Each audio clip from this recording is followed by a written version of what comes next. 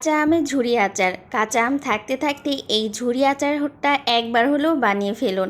সারা মাস সারা বছর সংরক্ষণ করতে পারবেন। এইভাবে যদি কাঁচা আমের ঝুরি আচার করা হয়, ভাত অথবা খিচুড়ির সাথে দারুণ জমে যায়।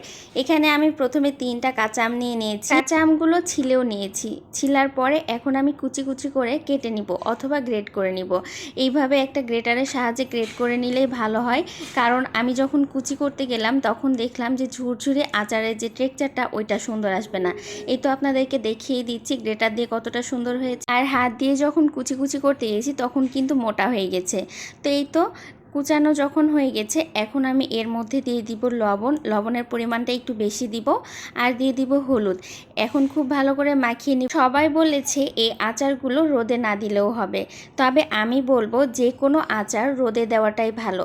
যদিও আচারটা রোদে না দিলেও সংরক্ষণ করা যাবে, ভালো থাকবে, তবে রোদে দেওয়ার পরে খুব ভালো একটা রেজাল্ট পাওয়া যায়।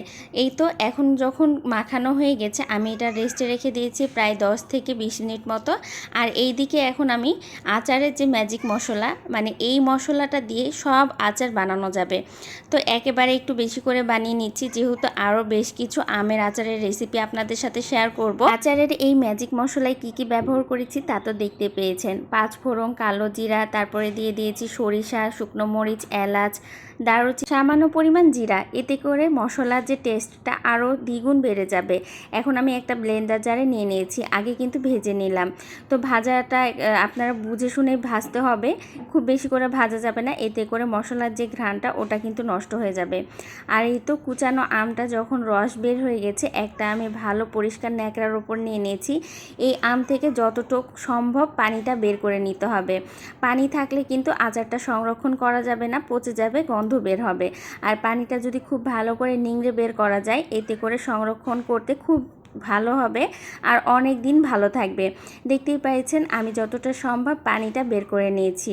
এখন কিন্তু এক ফোঁটাও আর পানি নেই এই আচারের মধ্যে। এই তো দেখতেই পাচ্ছেন এখানে এক্সট্রা আর লবণ ব্যবহার করিনি। আমি সাধারণত যে কোনো খাবারের লবণ একটু কম পছন্দ করি। এই পর্যায়ে আপনাদের যদি মনে হয় আচারে লবণের পরিমাণটা কম আছে, তাহলে এই পর্যায়ে আমের ওপরে একটু লবণ দিয়ে নেবেন। এখানে আমি সরিষার তেল দিয়ে নিয়েছি 1/3 কাপ। তারপরে দিয়ে দিলাম ওই যে মশলাটা করে রাখলাম, আমের যে মশলাটা করে রাখলাম ওইটা।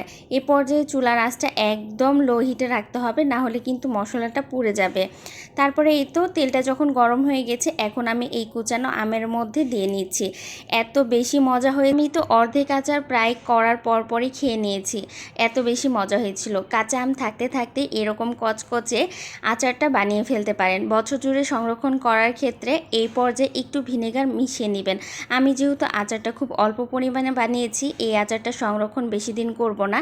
আমি ওই তো বললাম অর্ধেক খেয়েই ফেলেছি, আর মাত্র অর্ধেক আছে। কোনো এক সময় আপনাদেরকে আমার বয়মটা দেখাবো। তো এই তো দেখতেই পাচ্ছেন একটা বয়মে ভরে নিচ্ছি। এটা কাচের বয়ম না, প্লাস্টিকের বয়ম। আপনারা অবশ্যই কাচের বয়মে ভরবেন যদি বেশিক্ষণ সংরক্ষণ করতে চান, অর্থাৎ বেশি দিন সংরক্ষণ করতে চান। তো কেমন লাগলো আজকে কাঁচা আমের ঝুরি আচার, অবশ্যই জানিয়ে দিবেন কমেন্ট বক্সে। আল্লাহ হাফেজ সবাইকে।